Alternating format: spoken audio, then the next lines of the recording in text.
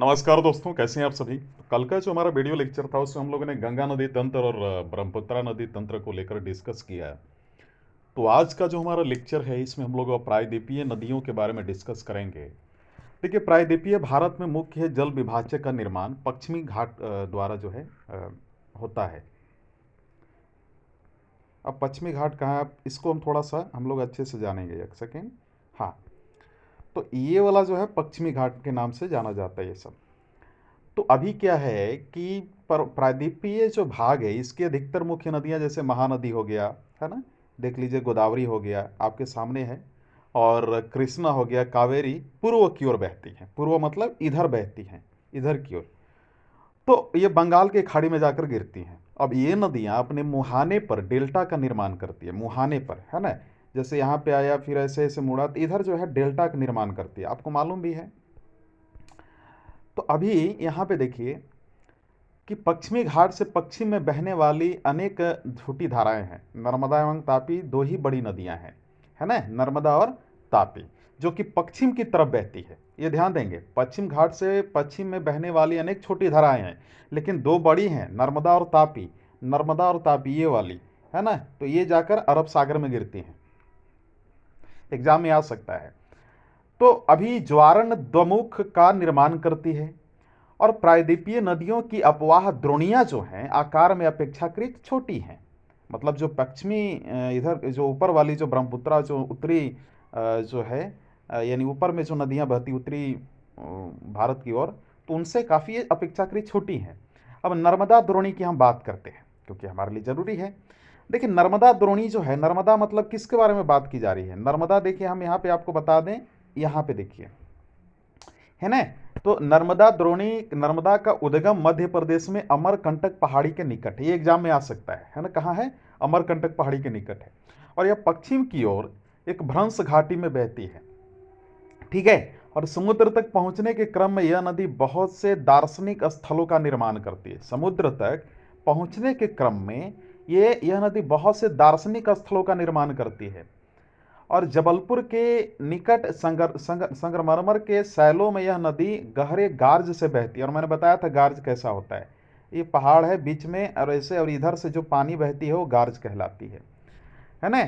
तो अभी यहाँ पे देखिए कि जहाँ यह नदी तीव्र ढाल से गिरती है, मतलब ढलान में गिरती है, तीव्र ढाल से, इधर ढलान की ओर। अब देखिए, वहाँ धुआंधार प्रपात का निर्माण करती है, धुआंधार प्रपात, और साथ ही साथ वहाँ पे काफ़ी बड़ी तेजी से पानी आती है फुहारे छोड़ते हुए, है ना। और वन सेकेंड। तो अभी ये आपने देखा, अब यहाँ पे देखना है कि नर्मदा की सभी सहायक नदियाँ बहुत छोटी हैं, बहुत छोटी हैं। इनमें से अधिकतर तो समकोण पर मुख्य धारा से मिलती है ना। और नर्मदा द्रोणी मध्य प्रदेश और गुजरात के कुछ भागों में विस्तृत है। ये ध्यान दीजिएगा, यानी नर्मदा नदी जो है मध्य प्रदेश और गुजरात से होकर गुजरती है। आपको मालूम होना चाहिए कि नर्मदा नदी के संरक्षण के लिए मध्य प्रदेश सरकार द्वारा नमामि देवी नर्मदे नाम की एक योजना प्रारंभ की गई है। इसको वेबसाइट से जाकर आप ज्ञान प्राप्त कर सकते हैं। अब तापी द्रोणी के बारे में जानिए। देखिए, तापी का उद्गम मध्य प्रदेश के बैतूल जिले में सतपुड़ा के श्रृंखलाओं में है। यह भी नर्मदा के समानांतर एक भ्रंश घाटी में बहती है, लेकिन इसकी लंबाई बहुत कम है ना। क्या है, बहुत कम है इसकी, और लेकिन इसकी लंबाई बहुत कम, और इसकी द्रोणी मध्य प्रदेश, गुजरात तथा महाराष्ट्र राज्य में है। आपको ये थोड़ा ध्यान होना चाहिए। अरब सागर तथा पश्चिमी घाट के बीच का तटीय मैदान बहुत अधिक संकीर्ण है, इसलिए तटीय नदियों की लंबाई बहुत कम है। और पश्चिम की ओर बहने वाली मुख्य नदियां साबरमती हो गया, माही हो गया, भारत पूजा तथा पेरियार है। तो आपको ये थोड़ा बताना है कि ये नदियां किन राज्यों से होकर बहती है ना। ये जो है आप इसमें पिक्चर में देख सकते हैं, मुझे बताने की क्या ज़रूरत है। देखिए, माही यहाँ पे है ना। साबरमती भी आपको थोड़ा सा ये ध्यान देना चाहिए। साबरमती देखिए यहाँ पे है। और फिर इसके बाद भारत पूजा, पेरियार देखिए, तो पेरियार भी जो है आपका इधर हो जाता है। भारत पूजा जो है आप इसमें लोकेट कीजिए कहाँ है भारत पूजा, है ना। और भरतपुझा नदी जो है केरल में जो है बहती है। और भरतपुझा नदी अथवा नीला नदी मुख्यतः केरल में बहने वाली एक नदी है। और पेरियार नदी के बाद केरल में बहने वाली नदियों में दूसरी सबसे लंबी नदी है, जो इस राज्य में लगभग 200 किलोमीटर 209 किलोमीटर की दूरी तय करती है ना। तो हालांकि इसकी कुल लंबाई लगभग 250 किलोमीटर है, लेकिन जिसका 41 किलोमीटर हिस्सा तमिलनाडु में है और इसका नाम का अर्थ है भरत की नदी। तो ये थोड़ा ध्यान दीजिएगा। और ये गोदावरी, हम लोग थोड़ा द्रोणी की बात करेंगे। देखिए गोदावरी जो है, इसके बारे में थोड़ा जान लीजिए। जो गोदावरी नदी है, ये गोदावरी नदी सबसे बड़ी प्रायद्वीपीय नदी है। यह महाराष्ट्र के नासिक जिले में पश्चिमी घाट की ढालों से निकलती है। इसकी लंबाई लगभग 1500 किलोमीटर है। यह बहकर बंगाल की खाड़ी में गिरती है। प्रायद्वीपीय नदियों में इसका अपवाह तंत्र सबसे बड़ा है। इसकी द्रोणी महाराष्ट्र नदी द्रोणी का 50% भाग है। मध्य प्रदेश, उड़ीसा तथा आंध्र प्रदेश में स्थित गोदावरी में अनेक सहायक नदियां मिलती हैं। जैसे मान लीजिएगा पूर्णा हो गया, वर्धा हो गया, प्रणहिता हो गया, मांजरा हो गया, वेनगंगा हो गया, पेनगंगा हो गया। तो इनमें से अंतिम तीनों सहायक नदियां बहुत बड़ी हैं, है ना। बड़ी आकार और विस्तार के कारण इसे दक्षिण गंगा के नाम से भी जाना जाता है। अब एक बहुत बड़ी बात आती है महानदी द्रोणी को लेकर, क्योंकि ये चीज़ आपको जानना बहुत ज़्यादा जरूरी है कि महानदी जो द्रोणी है, इसके बारे में थोड़ी आपको ज्ञान होनी चाहिए। देखिए महानदी का उद्गम छत्तीसगढ़ की उच्च भूमि से है तथा यह उड़ीसा से बहते हुए बंगाल की खाड़ी में मिल जाती है। इस नदी की लंबाई लगभग 860 किलोमीटर है और इसकी अपवाह द्रोणी महाराष्ट्र, छत्तीसगढ़, झारखंड तथा उड़ीसा में है। अब कृष्णा द्रोणी की बात समझिए। कृष्णा नदी को लेकर अब जो है थोड़ी सी आप जानकारी लीजिए। ये वाला देखिए, महाराष्ट्र के पश्चिम घाट में महाबलेश्वर के निकट एक स्रोत से निकलकर कृष्णा लगभग 1400 किलोमीटर बहकर बंगाल की खाड़ी में गिरती है।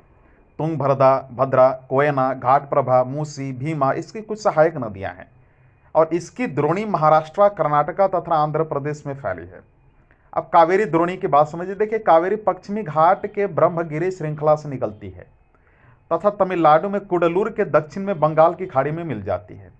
इसकी लंबाई लगभग 760 किलोमीटर है, यानी 760 किलोमीटर में है। और इसकी प्रमुख सहायक नदियां अमरावती हो गई, भवानी हो गई, हेमावती हो गई, काबिनी हो गई। इसकी द्रोणी तमिलनाडु, केरल तथा कर्नाटक में विस्तृत है। समझ में आ रहा है? तमिलनाडु, केरल और कर्नाटक में कावेरी नदी की। तो भारत में दूसरा सबसे बड़ा जो जलप्रपात है कावेरी नदी बनाती है। यह चीज ध्यान दीजिएगा, कावेरी नदी सबसे बड़ा दूसरी जलप्रपात बनाती है और इसे शिव समुद्रम के नाम से जाना जाता है ना। तो प्रपात द्वारा उत्पादित विद्युत मैसूर, बेंगलोर तथा कोलार स्वर्ण क्षेत्र को प्रदान की जाती है।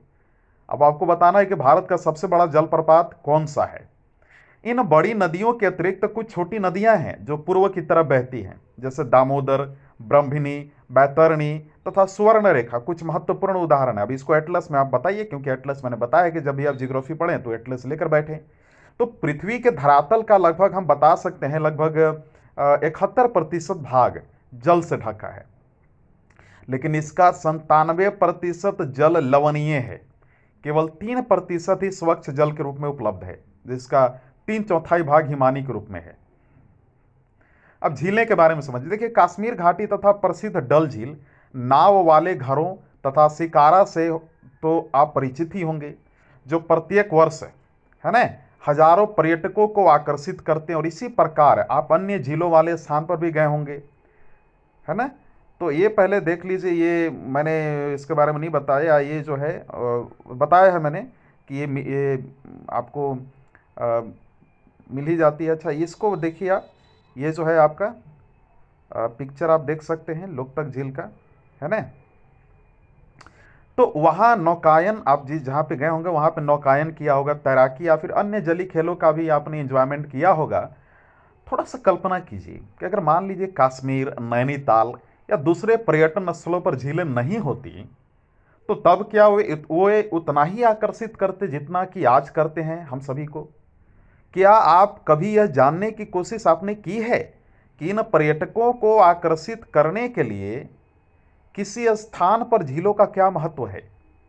पर्यटकों के आकर्षण के अतिरिक्त मानव के लिए अगर हम बात करें, अन्य कारणों से भी झीलों का महत्व है। पृथ्वी की सतह के गर्त वाले भागों में जहां जल जमा हो जाता है उसे हम झील कहते हैं। तो बड़े आकार वाली झीलों को हम क्या कहते हैं? समुद्र। जैसे कैस्पियन, मृत हो गया, अरल सागर हो गया। भारत में बहुत सी झीलें हैं, ये एक दूसरे से आकार ये या फिर आप बोल सकते हैं अन्य लक्षणों में बहुत अलग है। अधिकतर झीलें अस्थायी होती हैं तथा कुछ में केवल वर्षा ऋतु में ही पानी होती है। जैसे अंतर्देशीय हो गया, अपवाह वाले अर्धशुष्क क्षेत्रों के द्रोणी वाली झीलें। यहाँ कुछ ऐसी झीलें हैं जिनका निर्माण हिमानियों एवं बर्फ चादर की क्रिया के फलस्वरूप हुआ है, जबकि कुछ अन्य झीलों का निर्माण वायु, नदियों एवं मानवीय क्रियाकलापों के कारण हुआ है। एक विसर्प नदी बाढ़ वाले क्षेत्रों में कटकर गौखुर झील का निर्माण करती है। स्पीट तथा बार रोधिका तटीय क्षेत्र में लैगून का निर्माण करते हैं, जैसे चिल्का हो गया, चिल्का झील हो गया, पुलिकट झील हो गया, कोलेरू झील हो गया। तो अंतर्देशीय भागों की अगर हम बात करें, है ना, अंतर्देशीय भागों वाली झीलें कभी कभी मौसमी होती है ना। उदाहरण के लिए राजस्थान की सांभर झील, जो एक लवण जल वाली झील है और इसके जल का उपयोग नमक निर्माण के लिए किया जाता है। मीठे पानी का अधिकांश झीलें हिमालय क्षेत्र में हैं। यह मुख्यतः हिमानी द्वारा बनती है। दूसरे शब्दों में ये तब बनी जब हिमानियों ने या कोई द्रोणी गहरी बनाई, जो बाद में हम पिघलने से भर गई, हिम यानी बर्फ पिघलने से, या किसी क्षेत्र में शिलाओं तथा मिट्टी से हिमानी मार्ग बन गए। तो इसके विपरीत जम्मू तथा कश्मीर की उलर झील, जो कि भूगर्भीय क्रियाओं से बनी है, यह भारत की सबसे बड़ी मीठे पानी वाली प्राकृतिक झील है। डल झील, भीमताल, नैनीताल, लोकताक तथा बड़ा पानी कुछ अन्य महत्वपूर्ण मीठे पानी वाली झीलें हैं। इसके अतिरिक्त जल विद्युत उत्पादन के लिए नदियों पर बांध बनाने से भी झील का निर्माण हो जाता है, जैसे गुरु गोविंद सागर, जो भाखड़ा नंगल परियोजना वाला है ना। तो आप क्या कीजिए कि मानव निर्मित झीलों और प्राकृतिक झीलों का एक लिस्ट तैयार कर लीजिए, किन स्टेट में है और कहाँ पे, सब आपको याद होना चाहिए। इंटरनेट से भी ढूंढ सकते हैं। देखिए, झीलें मानव के लिए अत्यधिक लाभदायक होती हैं। एक झील नदी के बहाव को सुचारू बनाने में सहायक होती हैं। अत्यधिक वर्षा के समय यह बाढ़ को रोकती है तथा सूखे के मौसम में यह पानी के बहाव को संतुलित करने में सहायता करती है। झीलों का प्रयोग जल विद्युत उत्पन्न करने में भी किया जा सकता है। यह आसपास के क्षेत्रों के जलवायु के सामान्य बनाती है, जलीय पारितंत्र को संतुलित रखती हैं, झीलों को प्राकृतिक सुंदरता या फिर हम बोल सकते हैं कि पर्यटन को बढ़ाती हैं, और एट द लास्ट हम ये बोल सकते हैं कि हमें मनोरंजन प्रदान करती है। तो नदियों का अर्थव्यवस्था के नजरिए से क्या महत्व होता है? देखिए, संपूर्ण मानव इतिहास में नदियों का अत्यधिक महत्व रहा है। नदियों का जल मूल प्राकृतिक संसाधन है तथा हम ये बोल सकते हैं कि अभी चूंकि जिस तरीके से हम लोग बात कर रहे हैं, अनेक मानवीय क्रियाकलापों के लिए भी अनिवार्य है ये। और यही कारण है कि नदियों के तट ने प्राचीन काल से ही अधिवासियों को अपनी ओर आकर्षित किया है। ये गांव अब बड़े शहरों में परिवर्तित हो चुके हैं, है ना। तो आपको उन राज्यों और उन शहरों का लिस्ट तैयार करना जो नदी के किनारे स्थित है, जैसे दिल्ली यमुना के किनारे है। किंतु भारत जैसे देश के लिए, जहां की अधिकांश मान लीजिए जनसंख्या जीविका के लिए कृषि पर निर्भर है, वहां सिंचाई, नौ संचालन, जल विद्युत निर्माण में नदियों का बहुत महत्व है।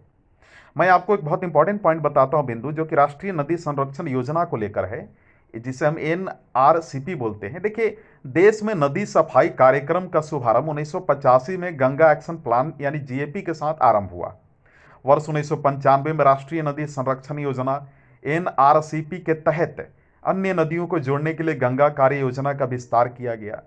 तो ऐसे हम बोल सकते हैं कि नदियां देश में जल का प्रमुख स्रोत है, और राष्ट्रीय नदी संरक्षण योजना का उद्देश्य नदियों के जल में प्रदूषण को हम बोल सकते हैं कि कम करके जल की गुणवत्ता में सुधार करना है। अब हम लोग नदी प्रदूषण को लेकर डिस्कस करेंगे।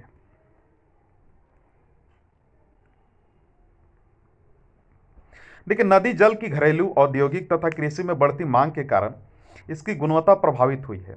इसके परिणाम स्वरूप नदियों से अधिक जल की निकासी होती है तथा इनका आयतन घटता जाता है। दूसरी ओर उद्योगों का प्रदूषण तथा अपरिष्कृत कचरे नदी में मिलते रहते हैं, और यह केवल जल की गुणवत्ता को ही नहीं बल्कि नदी के स्वतः स्वच्छीकरण की क्षमता को भी प्रभावित करता है। उदाहरण के लिए, दिए गए समुचित जल प्रवाह में गंगा का जल लगभग 20 किलोमीटर क्षेत्र में फैले बड़े शहरों की गंदगी को तनु करके समाहित कर सकता है, लेकिन लगातार बढ़ते हुए औद्योगिकीकरण एवं शहरीकरण के कारण ऐसा संभव नहीं हो पाता। तो अनेक नदियों में प्रदूषण का स्तर बढ़ता जा रहा है। नदियों में बढ़ते प्रदूषण के कारण इनको स्वच्छ बनाने के लिए अनेक कार्य जो है किए जा रहे हैं, और योजनाएं भी लागू हुई हैं। योजना भी लागू है। देखिए, आपको ये मालूम होना चाहिए, या फिर हम बोल सकते हैं कि क्या आपने कभी ऐसे कार्य योजना के बारे में सुना है जो नदी के प्रदूषित जल से हमारा स्वास्थ्य किस प्रकार प्रभावित करती है। बिना स्वच्छ जल का मानव जीवन एक, जिसे हम बोल सकते हैं कि बेकार है। तो ये सारी चीज़ें हैं। देखिए कुछ क्वेश्चन मैं देता हूँ, आप थोड़ा उसका आंसर दीजिएगा कमेंट सेक्शन में। पहला तो है कि उलर झील निम्नलिखित में से किस राज्य में स्थित है। Option A Rajasthan, option B Punjab, option C Uttar Pradesh, option D Jammu Kashmir. दूसरा क्वेश्चन, नर्मदा नदी का उद्गम कहाँ से है। Option A Satpura, option B Amarkantak, option C Brahmagiri, option D पश्चिमी घाट की ढाल। तीसरा क्वेश्चन, निम्नलिखित में से कौन सी लवणीय जल वाली झील है। ए सांभर, बी उलर, सी डल, डी गोविंद सागर। चौथा, निम्नलिखित में से कौन सी नदी प्रायद्वीपीय भारत की सबसे बड़ी नदी है। Option A Narmada, option B Godavari, option C Krishna, option D Mahanadi. पांचवा, निम्नलिखित में से कौन सी नदी भ्रंश घाटी से होकर बहती है। Option A Mahanadi, option B Krishna, option C Tungabhadra, option D Tapi. तो इसी के साथ हमारा वीडियो लेक्चर कंप्लीट हुआ। वीडियो देखने के लिए धन्यवाद।